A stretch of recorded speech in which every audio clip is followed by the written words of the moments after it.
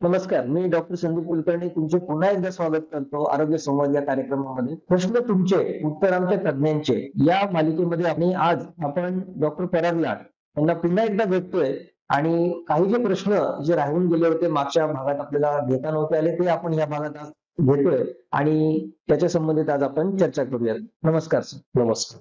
त्याच्यानंतर परत एकदा आपण प्रेक्षकांमध्ये जाऊया आणि प्रेक्षकांमधून दुसरा एक प्रश्न घेऊ. नमस्ते सर, मेरा नाम पूर्णिमा शेट्टी है। मैं ठाणे से हैं। मेरा मौसी को संधिवात का तकलीफ है, तो उनका फिंगर बेंड है, तो उसके लिए क्या इलाज है? तो ये बहुत आपने अच्छा सवाल पूछा और ये माध्यम से मैं सबको ये बताना चाहूंगा कि संधिवात के तकलीफ की वजह से हाथ में अगर दर्द हो रहा है तो इसकी इलाज अपना संधिवात का ब्लड टेस्ट करके वो कितना कंट्रोल में है वो देखना चाहिए। बहुत बार ये संधिवात की बीमारी का इलाज काफी लंबे समय के लिए हमें दवाई लेनी पड़ती है और बहुत सारे पेशेंट्स ये दवाई बीच में बंद कर देते हैं। उसके कई कारण होते हैं। ये दवाई अगर हमने बंद कर दी तो अपने हाथ की और कलाई की मूवमेंट करने की जो नसें हैं, ये नसों में इन्फ्लेमेशन हो जाता है, मतलब एक प्रकार की सूजन आ जाती है। सूजन आने के कारण वो अपनी मूवमेंट और कम कर देते हैं। अगर उन्होंने दवाई लेके कंट्रोल नहीं करी और ये मूवमेंट अगर करना बंद कर दिया तो ये इवेंचुअली मतलब 2 से 3 महीने, कभी कभी 6 महीने के अंदर इसे डिफॉर्मिटी में कन्वर्ट हो जाता है। मतलब जो हाथ नॉर्मल मूवमेंट करता है वो डिफॉर्म हो जाता है। कभी कभी आप संधिवात के पेशेंट्स में देखोगे तो किसी की उंगलियां टेढ़ी रहती है, किसी का हाथ टेढ़ा रहता है। तो ये अपने दवाई न लेने के लापरवाही के कारण भी हो सकता है। कभी कभी दवाई अच्छे से लेके भी डिसीज इतना फास्ट प्रोग्रेस करता है कि वो नसों को टेढ़ा कर देता है। सो आपके मौसी का इलाज अपने को पहले एग्जामिन करके ये देखना चाहिए कि अगर वो मुट्ठी खोल और बंद करने में अगर उनको तकलीफ कम हो रही है या उंगली अगर अटक नहीं रही है तो वो प्रॉब्लम दहेज से मैंने हो सकता है। कभी कभी ऐसा होता है कि मुट्ठी बंद करने के बाद कोई उंगलियां अपनी जगह पे ही रह जाती है और बाकी की उंगलियां सीधी हो जाती है। ऐसे इसमें थोड़ी सी जांच करके पूरी नसों का बैलेंस करके या इंटरवेंशन करके अगर इलाज करना चाहिए तो वो उनको जांच करने के बाद हो सकता है। तो पहला मेरा एडवाइस ये है कि उन्होंने संधिवात की ट्रीटमेंट पहले तो रेगुलर लेनी चाहिए।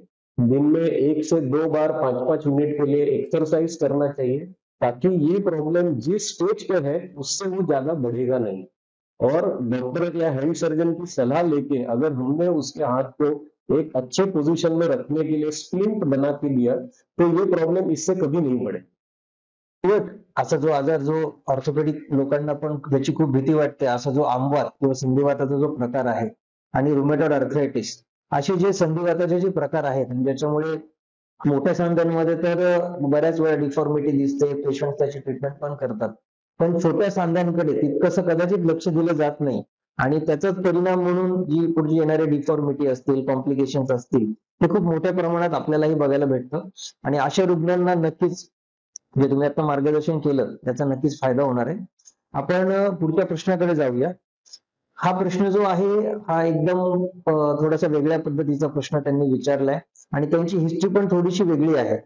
तर त्यांना असं सुचवायचं आहे की त्यांना 3 महिन्याचं बाळ आहे आणि त्यांना मागच्या 6 महिन्यापासून मनगट, अंगठा आणि बोटांमध्ये वेदना होत आहेत आणि त्यांना मेन त्रास हा होतोय की जेव्हा ते बाळाला उचलतायत किंवा त्यांच्या रुटीन ऍक्टिव्हिटी पण करायला त्यांना मोठ्या प्रमाणात वेदना होत आहेत आणि आता त्यांना सध्या त्यांच्याकडे त्याचा काही पर्याय नाहीये. तर याच्यासाठी आपण त्यांना काय उपाय सुचवू शकतो?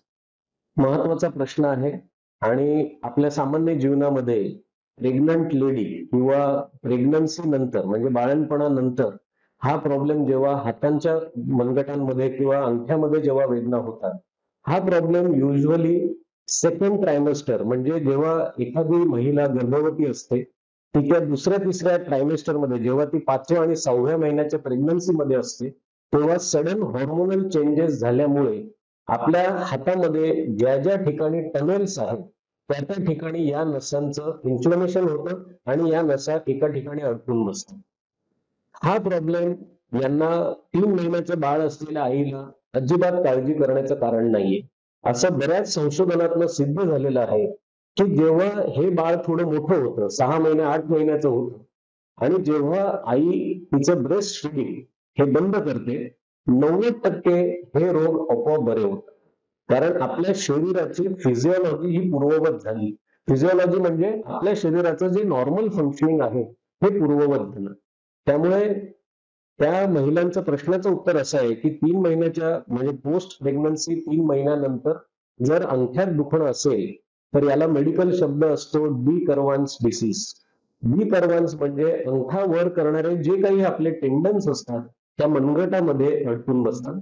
बाळाला जेव्हा या पोझिशन मध्ये आई घेते किंवा ती अशी उचलते तेव्हा इथे भयंकर प्रमाणात वेदना होतात आणि जर त्या अंगठ्याचा वापर केला नाही तर ह्या वेदना होत नाही.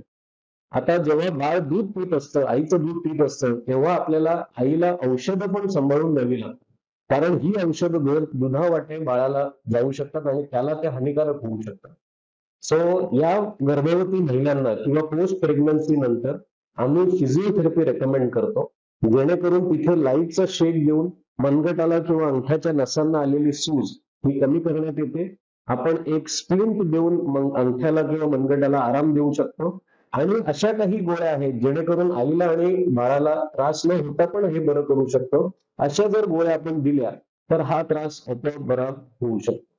असं 10 ते 12% गृहिणींमध्ये दिसून आलंय की बाळंतपणानंतर ब्रेस्ट फिडिंग बंद केल्यानंतरही हाताच्या वेदना कमी होत नाही किंवा हाताला येणाऱ्या मुंग्या कमी होत नाही किंवा अंगठ्याचं दुखणं कमी होत नाही. अशा वेळी अशा लोकांचं आपल्याला वेगळ्या पद्धतीचा ब्लड टेस्ट करून त्याचं अचूक निदान करून मग पुढच्या उपचाराचं मार्गदर्शन केलं जाऊ शकतं. सुरभी नाईक ज्यांनी हा प्रश्न विचारला होता अलिबागवरून, त्यांना त्यांच्या प्रश्नाचं उत्तर तुम्ही खूप सुंदर असं दिलेलं आहे की कदाचित त्यांना काहीच करायची गरज नाहीये आणि ते निसर्गतःच परत पूर्ववत होणार आहे. ते ऐकून त्यांना नक्कीच बरं वाटलं असणार आहे. आपण पुढच्या प्रश्नाकडे जाऊया. आतापर्यंत आपण जे प्रश्न बघितले हे बऱ्यापैकी जे आजार होते हे प्रायमरी असे आजार होते आणि जे सर्वसामान्यपणे दिसतात. पण काही वेळा काही आजार हे कॉम्प्लिकेशन्सच्या स्वरूपात आपल्याला दिसतात. तर त्या पद्धतीचा प्रश्न हेमंत पाटील यांनी साताऱ्याहून आपल्याला विचारलाय. त्यांना असं सांगायचं आहे की त्यांचं 2-3 महिन्याआधी हाडाचं ऑपरेशन झालं होतं, रिस्ट फ्रॅक्चरचं ऑपरेशन झालं होतं आणि आता रिस्ट फ्रॅक्चरचं ऑपरेशन होऊनही त्यांच्या हाताची जी हालचाल आहे ती त्यांना नॉर्मल अशी जाणवत नाहीये किंवा ती हालचाल करताना हात अडकतोय आणि त्याच्यातून त्यांना आता त्रास होतोय. तर या केसमध्ये आपल्याला काय सुचवता येईल? पहिली गोष्ट या केसमध्ये आपल्याला 3 प्रकारचं अनालिसिस करणं गरजेचं आहे. अनालिसिस म्हणजे हा प्रॉब्लेम त्यांचं पडल्यामुळे हा जो सांध्याचं फ्रॅक्चर झालं होतं ह्या मनगटाचं फ्रॅक्चरशी जॉईंट इन्व्हॉल्व होता की नव्हता किंवा हे फ्रॅक्चर मनगटापासून किती वर होतं ते आपल्याला पडल्या ऑपरेशनच्या अगोदरच्या एक्सरेवरनं त्याचा अभ्यास करावा लागेल. दुसरं आपल्याला अनालिसिस असं करावं लागेल झालेलं ऑपरेशन व्यवस्थित झालं आहे की नाही आणि तिसरं आपल्याला अंदाज घ्यावा लागेल की जर हे ऑपरेशन व्यवस्थित झालं असेल तर ऑपरेशन नंतर यांनी व्यवस्थित फिजिओथेरपीचं मार्गदर्शन फॉलो केलंय की नाही केलं. सो जर आपण पहिली रचना बघितली, जर हे प्रॉब्लेम मनगटाच्या अगदी जवळ सांध्याच्या अगदी जवळ जर फ्रॅक्चर असेल तर याच्या रिकव्हरीला 6 महिने सुद्धा लागू शकतात. दुसरं आपण जे बघितलं ऑपरेशन व्यवस्थित झालं आहे की नाही. बऱ्याच ऑपरेशनचे बरेच वेगवेगळे प्रकार असतात. मनगटाचं जेव्हा सांध्याचं फ्रॅक्चर होतं या ऑपरेशन वेगवेगळ्या पद्धतीने केलं जातं. कधी कधी एखाद्या पेशंट्सला हाताला सूज वगैरे जर असेल तर या ऑपरेशन नंतर आपल्याला व्यवस्थित एक्सरे काढून हे ऑपरेशन नंतर हाड जुळलं की नाही जुळलं याचा आधी आपल्याला अभ्यास करावा लागतो. ऑपरेशन करूनही हाड न जुळण्याची 20 ते 25% शक्यता असते. याचं कारण हातामध्ये आणि खांद्यामध्ये जर आपण उदाहरण घेतलं तर खांद्यामध्ये स्नायू भरपूर असतात. त्यामुळे इथे झालेले फ्रॅक्चर्स इव्हन ऑपरेशन नंतर लवकर बरे होतात कारण सांध्यांमध्ये स्नायूंना रक्तपुरवठा चांगला असतो. मनगट आणि हात इथे आपल्या स्नायू असतात पण त्यांचा आकार या स्नायूंच्या मानाने अतिशय छोटा असतो. त्यामुळे रक्तपुरवठा हा इथे खूप कमी असतो. स्नायूंमुळे हालचाल खूप इझी होते, खूप सोपी होते. मनगट आणि हातात स्नायू नसल्यामुळे ही हालचाल लवकर होत नाही. त्यामुळे मला असं वाटतंय की त्यांचं ऑपरेशन निश्चित चांगलं झालं असेल पण ऑपरेशन नंतर व्यायाम व्यवस्थित न केल्यामुळे या सांध्यांमध्ये अजूनही वेदना आहे, अजूनही त्यांची मुवमेंट पूर्ववत होत नाहीये. पण आमचा जो अनुभव आहे काही वेळा ऑपरेशन नीट न झाल्यामुळे सुद्धा वेदना कायमस्वरूपी राहतात अशा पेशंट्सला कधी कधी आपल्याला रिव्हिजन ऑपरेशन म्हणजे पुन्हा एकदा सर्जरी करून ते व्यवस्थित त्याची अॅनाटॉमिकल कॉन्फिगरेशन म्हणजे जी हाडामासांची जी रचना आहे ती पूर्ववत आणण्याचा प्रयत्न केला आणि मग त्यांनी फिजिओथेरपी केली तर अशा पेशंट्सचं मनगटाचं फंक्शन खूप चांगल्या पद्धतीने इम्प्रूव्ह होऊ शकतं. आता अजून एक जो हाताशी संबंधित असा जो आजार आहे आणि जो एका फेमस क्रिकेटरमुळे खूप फेमस झालेला आहे म्हणजे तो आहे टेनिस एल्बो. तर अशा आजारासंबंधित एक प्रश्न आहे तो साक्षी यांनी नवी मुंबईतून विचारलाय. तर त्यांना टेनिस एल्बोचा त्रास आहे. अधूनमधून ते औषधं घेत असतात. पण ह्या औषधांसोबत त्यांना अजून काय केलं तर हा त्रास कमी होईल याच्याबद्दल त्यांना मार्गदर्शन हवं आहे. सो टेनिस एल्बो, टेनिस म्हणजे खेळ आहे आणि एल्बो म्हणजे आपलं कोनी, हा जो सांधा आहे हे त्याचं मराठी विश्लेषण आहे. टेनिस एल्बो हा टेनिस खेळणाऱ्यांना खूप कमी होतो. त्यामुळे जी आपल्या मनात जे आपल्याला वाटतंय की मी टेनिस तर खेळत नाही मग मला टेनिस एल्बो झाला नसतं. सो टेनिस एल्बो याचा अर्थ असा आहे की आपली बोटं सरळ करणाऱ्या नसा आणि आपलं मनगट वर करणाऱ्या नसा हाडांच्या या भागातलं त्यांचं ओरिजिन असतं.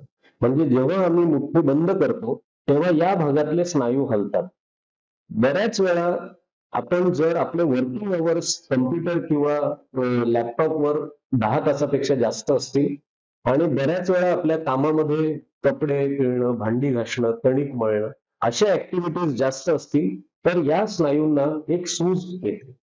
तिसरं मॉडिफिकेशन असं असतं जर आपण एक सामान्य जनतेकडे लक्ष दिलं तर कुठलाही माणूस दोन्ही हात सरळ ठेवून कधीही बसत नाही. आपण नेहमी असं बसतो. यामध्ये हा स्नायू अतिशय प्रमाणात टाईट होतो. सो पहिलं मार्गदर्शन असं आहे की जर मिसेस साक्षी लॅपटॉपवर खूप वेळ काम करत असेल तर त्यांनी 1 तासामध्ये 5 ते 10 सेकंदाचा ब्रेक घ्यायला पाहिजे. त्यांनी काही स्ट्रेचिंग एक्सरसाइज करून त्याच्या स्नायूंचे रिलॅक्सेशन केलं पाहिजे. दुसरी गोष्ट जर त्यांना कपडे फिरताना, कणिक मळताना अशा ऍक्टिव्हिटीज करताना काही त्रास होत असेल तर जोपर्यंत त्याची सूज किंवा इन्फ्लमेशन कमी होत नाही तोपर्यंत या ऍक्टिव्हिटी कमी करायला पाहिजे. आणि जर त्यांनी काम करण्याची पद्धत बदलताना जर त्यांनी त्यांचं कीबोर्ड जर हात सरळ ठेवून वापर केला तर त्यांचं दुखणं 50 ते 70% कमी होईल. टेनिस एल्बो हा मेडिकल भाषेतला सेल्फ लिमिटिंग डिसीज आहे. म्हणजे हा प्रॉब्लेम होतो आणि एके दिवशी आपोआप बरा होतो. 10 पैकी 1 किंवा 2 पेशंट्सला ज्यांचं प्रोफेशनच त्या पेनचं कारण असेल, जसं तुम्ही क्रिकेटर बद्दल बोलला, की त्यांचं कामच ते आहे. अशा वेळी पेनकिलर, इंजेक्शन, फिजिओथेरपी या सगळ्या माध्यमातून जर ते गेले आहेत पेशंट आणि त्यांना रिझल्ट मिळालेला नाही, तर खूप खूप रेअरली अशा पेशंट्सला ऑपरेशनची गरज लागते. पण सामान्य लाईफ जगताना या प्रॉब्लेम्सला कधीही ऑपरेशन लागत नाही. औषधांच्या मॅनेजमेंटमुळे हा प्रॉब्लेम नक्कीच बरा होतो आणि आपली साधी सोपी लाईफस्टाईल करून पण हा प्रॉब्लेम बरा होऊ शकतो. तेच सर. आत्ताच आपण जे टेनिस एल्बो बद्दल सांगितलं तर हा आपल्या दैनंदिन ज्या ऍक्टिव्हिटीज किंवा ज्या हालचाली आहेत आणि आपल्या कोपऱ्याच्या आजूबाजूच्या स्नायूंच्या ज्या हालचाली आहेत तर याच्यातून एक खूप मोठा संदेश आपल्याला आज मिळतोय की आपण एकाच पोझिशन मध्ये खूप वेळ बसणंही आपल्याला त्रासदायक होऊ शकतं आणि त्याच्यासाठी आपल्याला आपल्या स्नायूंची ही नियमित हालचाल होणंही गरजेचं आहे. आणि जसं तुम्ही सुचवलं की स्ट्रेचिंग एक्सरसाइज करणं आहे किंवा लिमिटेड टाइम फिजिओथेरपी करणं आहे किंवा ओव्हरऑलच व्यायाम करणं आहे. हे आपल्याला खूप महत्वाचं याच्यातून एक मिळतं की हे सगळं जर आपण केलं तर असे स्नायूंचे आजार आणि सांध्याचे आजार जे सेल्फ लिमिटिंग आहेत ते आपले बरे होऊ शकतात. तर आता परत एकदा आपण प्रेक्षकांमध्ये जाऊयात आणि प्रेक्षकांमधून एक प्रश्न घेऊया. नमस्कार सर, मी गणेश मोरे. ऍक्च्युली मला पुन्हा एकदा क्रिकेट बद्दल विचारायचं आहे. मी बॉलिंग करत असतो आणि बॉलिंग करताना जेव्हा मी ओव्हर आर्म बॉल टाकतो तेव्हा इकडे खूप पेन होतं. इतकं पेन असतं की म्हणजे तीव्र, आपण म्हणतो क्रॉनिक. आणि पुन्हा तो बॉल थ्रो करताना सेम तसंच पेन होतं. तर हे का होतंय आणि याच्यावर काय तुम्ही उपाय सुचवाल? सो क्रिकेट खेळताना आपल्याला 2 व्हेलॉसिटी आपण बघतोय. मी असं समजून सांगेल की एखादा जर बॅटिंग करतोय तो एखादा जर ओव्हरआर्म बॉलिंग करतोय आणि एक अंडरआर्म बॉलिंग करतोय, असे 3 वेगवेगळ्या प्रकाराने आपण क्रिकेट खेळतो. सो जेव्हा तुम्ही ओव्हरआर्म बॉलिंग करता तेव्हा ती बॉल फेकण्याची जी ऍक्शन आहे याच्यामध्ये खांद्याच्या आजूबाजूचे जे काही स्नायू आहेत त्याच्यात सगळ्यात महत्वाचा स्नायू असा आहे, त्याचं नाव आहे बायसेप्स. हा स्नायू तुम्ही त्याला पहिल्या मुवमेंटमध्ये प्रचंड प्रमाणात स्ट्रेच करताय, मग तुम्हाला तो बॉल वेगात फेकण्यासाठी तो परत सांधा समोर येऊन तो त्याचं जे स्ट्रेचिंग आहे ते तुम्ही आकुंचन ठेवताय. त्या स्नायूंची जी रचना आहे ही तुम्ही त्याचं प्रचंड वेगवेगळ्या प्रमाणात ओव्हर यूज करताय. याला आम्ही असं म्हणतो, याला शोल्डरच्या स्नायूंचा मायक्रो ट्रॉमा म्हणजे परंतु वारंवार एकाच ठिकाणी तो स्नायू हाडांच्या ट्युबरॉसिटीवर, हे जे शोल्डरचं जे हाड आहे त्याच्या ट्युबरॉसिटीवर घासून घासून त्याला एक छोटी इजा होते आणि ती इजा कधी बरीच होत नाही जेव्हा तुम्ही क्रिकेट खेळता तेव्हा. त्याच्यामुळे हे पेन क्रॉनिक होऊन बसतं आणि हे पेन फक्त त्याच ऍक्टिव्हिटी पुरतं मर्यादित असतं. तुमच्या दैनंदिन जीवनात या अशा प्रकारचं दुखणं कधीच होत नाही. पण तुम्ही कुठलीही थ्रोइंग ऍक्शन केली तर बायसेप्स नावाचा जो स्नायू आहे तो तुमच्या क्रॉनिक केसेसमध्ये पेनफुल असतो. याच्यासाठी बरं होण्यासाठी माझा सल्ला असा आहे की क्रिकेटची जर खूप आवड असेल तर बॉलिंग हे प्रोफेशन अंडर आर्म म्हणून करा किंवा तुम्ही बॅटिंग आणि विकेट किपिंग करा. 6 महिने बॉलिंग पासून तुम्ही वेगळे राहायला पाहिजे, कारण तुम्ही त्या स्नायूला बरं होण्याची वेळच देत नाही. पेनकिलर हे अक्यूट सिच्युएशन मध्ये, म्हणजे एखादं दुखणं अर्ध्या तासापेक्षा जास्त असेल किंवा एखाद्या दुखण्यामुळे मुवमेंट रेस्ट्रिक्टेड असेल तर काही दिवसांकरता पेनकिलरचा वापर करण्यात येतो. आजकाल आम्ही बऱ्याच स्पोर्ट्समनला, म्हणजे ज्यांना खेळांची आवड आहे, त्यांना व्हिटॅमिन D3 चे डोसेस घ्यायला सांगतो. आणि तिसरं मार्गदर्शन असं आहे की तुम्ही खेळण्याच्या अगोदर सिन्सिअरली वॉर्मअप एक्सरसाइजेस आणि स्ट्रेचिंग केलं पाहिजे, जेणेकरून हा स्नायू म्हणजे तुमच्या खेळाच्या अगोदर रिलॅक्स असतो, मग तुम्हाला हा प्रॉब्लेम होणार नाही. खेळाडूंनी नेमकी काय काळजी घेतली पाहिजे हे तुम्ही आता खूप छान पद्धतीने समजावलं सर. पण ह्या सगळ्या जे आपण आता जे काही प्रश्न विचारतोय याच्यामध्ये एक वेगळा प्रश्न किंवा एक वेगळ्या पद्धतीने विचारलेला प्रश्न हा पुढचा प्रश्न आहे. हा खुद्द डॉक्टरांनाच तुम्हाला विचारायचा आहे. डॉक्टर दीपक पाटील हे पनवेलमध्ये प्रॅक्टिस करतात आणि त्यांना असा प्रश्न विचारायचा आहे की जेव्हा एखादा रुग्ण हाताला काहीतरी इजा झाली आहे आणि बऱ्याच वेळा त्या क्रश इंजुरी ज्याला आपण म्हणतो किंवा बोट तुटणं असेल, बोटाला खूप मोठ्या प्रमाणात काहीतरी वजन पडणं असेल, बोट तुटल्या तरी ह्याच्यात अडकणं असेल, याला आपण क्रश इंजुरी ह्या परिभाषेमध्ये बऱ्याच वेळा हे करतो. तर अशी इंजुरी जर झाली आणि बोट जर तुटलं तर किंवा अशा क्रश इंजुरीमध्ये नेमकं डॉक्टर म्हणून किंवा एक प्रायमरी हेल्थ प्रोव्हायडर म्हणून आपल्याला त्यांना काय केलं पाहिजे किंवा काय काळजी घेतली पाहिजे जेणेकरून त्यांना पुढच्या ट्रीटमेंटसाठी सोपं होईल? खूप महत्वाचा प्रश्न आहे आणि या प्रश्नाचं उत्तर असं आहे की जे प्रायमरी ट्रीटमेंट, प्राथमिक उपचार, आपल्याला कुठलीही हाताला झालेली इंजुरी, हिला पहिली गोष्ट आपल्याला हे बघायचं आहे की जखम आहे की नाही. जर या इंजुरीला जखम नसेल तर ह्या आपण जर नॉर्मल भाषेत बघितलं तर कुठलाही माणूस आपला हात या पोझिशन मध्ये ठेवतो. सो जेव्हा जर जखम नसेल आणि काही फ्रॅक्चरचा डाऊट असेल किंवा लिगामेंट इंजुरी असेल तर सगळ्यात सोपी ट्रीटमेंट अशी आहे की या बोटांना एक सपोर्ट द्यायला लागतो. घरामध्ये कोणीही स्प्लिंट वगैरे ठेवत नाही, पण आईस्क्रीम स्टिक किंवा एखादं कार्ड पेपर किंवा एखादा पुठ्ठा हा आपल्याला ठेवून त्याला एक सपोर्ट करून रबर बँडने हे बोट या पोझिशन मध्ये ठेवलं पाहिजे. जर याला जखम नसेल तर त्याच्यात एक काळजी अशी घेतली पाहिजे की ते अतिशय टाईट पद्धतीने बांधलं नाही पाहिजे, कारण त्याच्यामुळे बोटाचा रक्तपुरवठा कमी जास्त होऊ शकतो. आता एखाद्या रुग्णाला जर जखम असेल, ती कुठल्याही स्वरूपात असो, ती छोटी जखम असो, ती मोठी जखम असो, त्या जखमेतनं रक्तस्राव होत असो, ब्लिडिंग होत असो वा नसो, या जखमेवर, हाताच्या जखमांमध्ये माझी ही नम्र विनंती आहे की त्याच्यावर हळद किंवा चुना किंवा असे घरगुती उपचार करू नये. याचं कारण असं आहे की जेव्हा हे रुग्ण हॉस्पिटलमध्ये येतात तेव्हा हळद किंवा चुना लावल्यामुळे या नसा व्यवस्थितपणे डिस्टिंग्विश करता येत नाहीत आणि कधी कधी ऑपरेशन करताना या हळद आणि चुना या सगळ्यांमुळे इन्फेक्शन वाढण्याचे चान्सेस जास्त असतात. ह्या गोष्टी चांगल्या आहेत. हळद आणि चुना यांच्या लोकांचं असं वाटतं त्यांना हे अँटीसेप्टिक आहे, पण हातामध्ये स्नायूंचं प्रमाण कमी असल्यामुळे इथे रक्तस्राव मुळातच कमी आहे. त्यामुळे तुम्ही ह्या बाहेरच्या गोष्टी काहीही लावू नये. फार तर पहिली गोष्ट जेव्हा आपल्याला एखादी इंजुरी होते टॅप वॉटर म्हणजे आपल्या नॉर्मल नळामध्ये 10 सेकंदापर्यंत तो इंज्युअर्ड भाग पकडून ठेवला पाहिजे, जेणेकरून इंजुरीमध्ये झालेली जे काही जंतू आत गेलेले आहेत ते निघून जातात. या जखमा कुठल्याही मलम किंवा नॉर्मल हाताने रब करू नये, घासू नये. हँड वॉश केलं, नॉर्मल पाण्याने जेव्हा वॉश करून ठेवलं की घरात जर कॉटन किंवा रुमाल, स्वच्छ रुमाल याच्याने प्रेशर बँडेज देऊन हा पार्ट कव्हर केला पाहिजे आणि त्वरित रुग्णालयात जाऊन त्याचं चांगल्या स्वरूपात ड्रेसिंग केलं पाहिजे. एखादे दुर्दैवी ऍक्सिडेंट असे होतात जेणेकरून आपला बॉडी पार्ट डिटॅच होतो.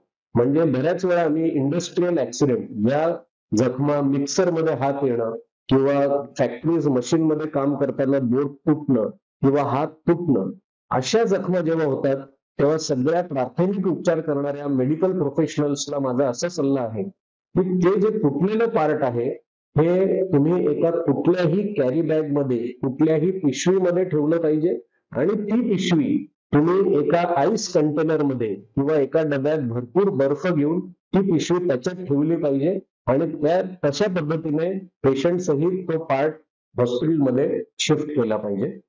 पण तो जो तुटलेला पार्ट आहे तो कुठल्याही आईसच्या डायरेक्ट कॉन्टॅक्ट मध्ये येता कामा नये. याचं कारण असं आहे की ह्या जेव्हा एखादा पार्ट तुटतो आणि ऍज अ हँड सर्जन आम्ही तो जेव्हा रिअटॅच करतो तेव्हा ह्या ज्या व्हेन्स आहे यांचा आकार 1 मिलीमीटर असतो आणि जेव्हा हे आपण बर्फाच्या डायरेक्ट कॉन्टॅक्ट मध्ये आणतो त्या व्हेन्स अजून आकुंचन पावतात आणि सर्जरी ही खूप डिफिकल्ट होते. सो तुटलेलं पार्ट नॉर्मल पिशवीत ठेवणं, ती पिशवी बर्फात ठेवणं आणि असंच्या असं पेशंट शिफ्ट करणं हे माझं सल्ला आहे. ट्रोमॅटिक हँड इंजुरीज आणि क्रश इंजुरीज याच्यामध्ये काही महत्वपूर्ण सल्ले आज सरांनी आपल्याला दिलेले आहेत आणि याच्यामध्ये आपल्याला नेमकं काय करायला पाहिजे आणि नेमकं काय करायला नाही पाहिजे, ह्या दोन्ही गोष्टी सरांनी खूप व्यवस्थित आपल्याला समजावल्यात आणि नक्कीच डॉक्टर दीपक पाटील यांना त्यांच्या प्रॅक्टिसमध्ये याचा फायदा होईल असं मला वाटतंय. आता आपण पुढच्या प्रश्नाकडे जाऊयात. मीरा पुजारी यांना पुण्यावरून असं विचारायचंय की त्यांना, जसं आपण सुरुवातीलाच म्हणालात की कार्पेल टनेल, त्यांच्या ज्या प्रश्नावरून असं वाटतं की त्यांना कार्पेल टनेलचा त्रास आहे आणि त्यांना हातांमध्ये वेदना आहेत, रात्रीच्या वेळेलाही ते दुखतंय आणि त्यांनी EMG NCE नावाचा एक तपास त्यांनी केलेला आहे आणि त्याच्यामध्ये नसा दबल्यात असं त्यांना डॉक्टरांनी सांगितलंय. तर याच्यामध्ये त्यांना ऑपरेशन कधी करायला पाहिजे की बिना ऑपरेशनही आपण कमी करू शकतो आजाराला, असं त्यांना विचारायचं. सो जेव्हा आपल्याला माहिती आहे की माझ्या आजाराचं नाव कार्पल टनेल सिंड्रोम आहे, म्हणजे मनगटामध्ये माझ्या नसा दाबल्या गेल्या, तर 6 प्रश्न पेशंटने स्वतःला विचारले पाहिजेत किंवा ऍज अ हँड सर्जन आम्ही कुठल्या पेशंटला ऑपरेशन गरजेचं आहे आणि कुठल्या पेशंटला ऑपरेशन गरजेचं नाहीये हे आम्ही अगदी साध्या याच्यात 6 प्रश्नांमध्ये ते ठरवतो. पहिला प्रश्न असा आहे, जर मला 5ही बोटांमध्ये गार पाणी, थंड पाणी, टोचलेली वस्तू जर समजत असेल याचा अर्थ माझे सेन्सेशन्स कसे आहेत हे मला टेस्ट करायला पाहिजे. जर हे सेन्सेशन्स कमी असेल तर 1 पॉइंट आपला मायनस जातो. दुसरा असं असतं की जेव्हा आपण नमस्कार ही मुवमेंट करतो तर समोर नॉर्मल नमस्कार आणि उलटा नमस्कार, जर मी माझा हात असा 10 सेकंद ठेवून दिली आणि जर माझ्या 3 बोटांमध्ये मुंग्या आल्या तर आपला दुसरा पॉइंट याच्यात निगेटिव्ह होतो. थर्ड पॉइंट असतो की तुम्ही जो आता शब्द काढलात नर्व कंडक्शन स्टडी, ही एक नसांचा तपास आहे. हा तपास न्यूरोलॉजिस्टकडे असणारे टेक्निशियन्स करतात आणि या तपासामध्ये कार्पल टनेलचं प्रमाण म्हणजे या नसा मनगटामध्ये किती सिरियस प्रमाणात दाबल्या गेल्या त्याचं त्या रिपोर्टवर अवलंबून असतं. त्या रिपोर्टवरच्या ग्रेडिंग प्रमाणे आपला तिसरा पॉइंट निगेटिव्ह होतो. चौथा पॉइंट म्हणजे नाईट क्राईज, जे तुम्ही असं म्हणालात की एखादा पेशंट रात्री झोपेमध्ये जर उठला आणि तो जर हात त्याचा बधीर झाला आणि तो झटकायला लागला याचा अर्थ हा प्रॉब्लेम थोडा जास्त सिरियस आहे. 5वा पॉइंट सगळ्यात महत्वाचा असतो की आपण आपल्या महाराष्ट्रीयन किंवा भारतीय पद्धतीमध्ये आपण हाताने जेवतो.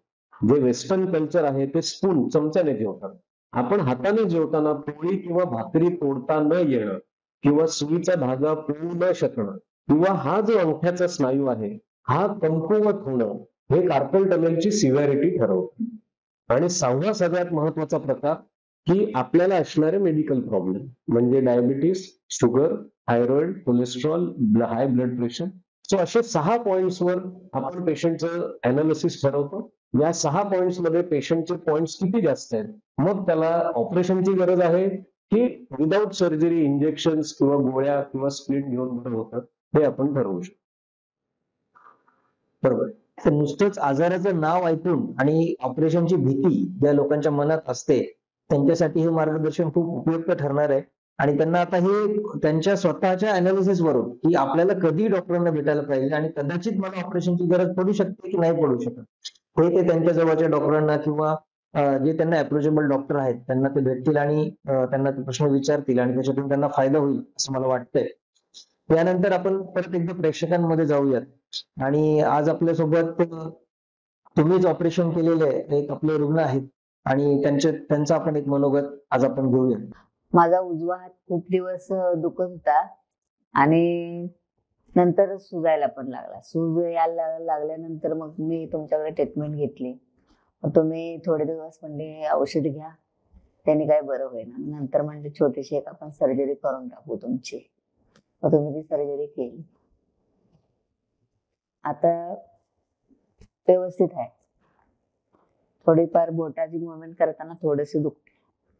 जेव्हा एखादा रुग्ण हा आपल्याला असं सांगतो की मला याच्यामुळे खूप फायदा झालाय किंवा या तुमच्या उपचारांमुळे मला खूप बरं वाटलंय, हे आपल्यासाठी खूप समाधानकारक असतं. आपल्या नेहमीच्या प्रॅक्टिसमध्येच आपण हे बघतो आणि आज त्याचं उदाहरण आपल्या समोर आहे. पण मला हे जाणून घ्यायचंय की यांना नेमका काय आजार होता आणि त्याच्या आपली कुठल्या पद्धतीने आपण चिकित्सा केली आणि त्याच्यामुळे आज त्यांना हा परिणाम दिसतोय. सो यांना खूप म्हणजे एक डायग्नोसिस आहे, फ्लेक्सर टिनोसाइनोवायटिस. मेडिकल शब्द आपण बाजूला ठेवूया. हा प्रॉब्लेम असा आहे की बाहेरनं दिसताना सुरुवातीच्या काही महिन्यांमध्ये आपल्याला बाहेरनं हा प्रॉब्लेम काहीही दिसत नाही. पण पेशंटचं पहिलं लक्षण असं असतं की एक नॉन स्पेसिफिक पेन, म्हणजे आपल्याला समजत नाही इथे मला का दुखतंय, की आपण एखादी वस्तू उचलल्यामुळे दुखतंय, मी कधी कुठे पडलो नाही तरी मला दुखतंय. तर हाताची ग्रिप स्ट्रेंथ जी असते, आपल्या हाताची मुठ्ठी बंद करण्याची जी ताकद असते, ती हळूहळू मावशींची कमी होत गेली होती. आणि त्यांना माझ्या पेनकिलर्सने सुद्धा इकडची सूज आणि दुखणं कमी होत नव्हतं. त्यांना कार्पल टनेल सिंड्रोम, हा जो आपण मगाशी आता चर्चा केली की हातांमध्ये संवेदना कमी होत होत्या, आणि त्यांचं मेन कारण हे होतं की काम करताना हाताची ग्रिप किंवा ताकद कमी वाटणं आणि मुठ्ठी पूर्ण बंद करताना इथं प्रचंड दुखत होतं. सो काही औषधांनी काही वेळ ते बरे असायचे. औषधं बंद केली की त्यांना त्रास पुन्हा व्हायचा. पण 3 ते 6 महिन्यामध्ये त्यांना मनगटाच्या या भागात एक फुगीरपणा यायला लागला. मग आम्ही त्यांचं सोनोग्राफी आणि ब्लड टेस्ट करून त्यांना कुठल्या वाताचा प्रकार आहे की हा इन्फेक्शनचा प्रकार आहे याचं एक थोडं प्रोबॅबल डायग्नोसिस, म्हणजे थोडंसं निदान केलं.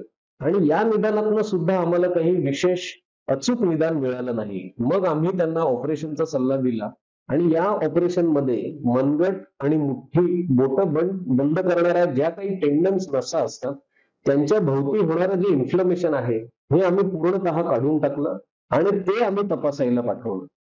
आणि त्या तपासामध्ये एक अतिशय साधा जंतू किंवा इन्फेक्शनचा रोग आपल्याला आढळला आणि मग त्याची औषधं आपण सुरू केली आणि त्याच्याने हा त्रास मग आटोक्यात आला. जेव्हा आपण एखाद्या आजाराचं डायग्नोसिस करतो किंवा निदान करतो तेव्हा बऱ्याच वेळा रुग्णांना असं वाटतं की एखादी टेस्ट केली आणि माझं निदान झालं, असं बऱ्याच वेळा अपेक्षा असते रुग्णांना की असं व्हायला पाहिजे आणि तसं बऱ्याच वेळा प्रॅक्टिसमध्ये होत नाही. ही एक सगळ्याच मेडिकल प्रोफेशनलची जी अडचण आहे ती या उदाहरणातून तुम्ही आज खूप सुंदररित्या समजावले की 2-3 वेळा तपास केल्यानंतरही आम्हाला काही उत्तर मिळत नव्हतं आणि शेवटी आम्ही सर्जरीचा निर्णय घेतला आणि त्याच्यातून आपल्याला उत्तरही मिळालं आणि आज सुदैवाने मावशींचा आजार हा खूप मोठ्या प्रमाणात आपल्याला बराही करता आला. तर आज आपल्यासोबत होते डॉक्टर पराग लाड आणि त्यांनी हातांचे विविध विकार, जे आपण एक हात असं म्हणतो त्यावेळेला तो एक हात नसून त्याच्यामध्ये असणारे अनेकविध बोन्स किंवा हाडं आहेत, त्याच्यामध्ये असणारे मोठे मोठे सांधे किंवा छोटे सांधे आहेत, त्याच्यामधले स्नायू आहेत, रक्तवाहिन्या आहेत आणि ज्या आपल्या संवेदना नेणाऱ्या नसा आहेत, हे असे विविध प्रकार आणि त्याचे विविध आजार, त्याच्याबद्दल आज आपण पराग सरांसोबत मोठ्या प्रमाणात डिस्कशन केलं आणि त्याचा आपल्याला नक्कीच सगळ्यांसाठीच खूप छान उपयोग होणार आहे. तर आरोग्य संवाद या आजच्या कार्यक्रमाला आपण असंच पुढे कंटिन्यू करणार आहोत आणि पुढच्या भागामध्ये आपण भेटणार आहोत डॉक्टर संदीप वैद्य, लहान मुलांचे हाडांचे आरोग्य आणि लहान मुलांच्या हाडांच्या समस्या या विषयासोबत आपण डॉक्टर संदीप वैद्य, जे लहान मुलांचे हाडांचे विकाराचे तज्ज्ञ आहेत, यांना आपण पुढच्या भागामध्ये भेटणार आहोत. नमस्कार.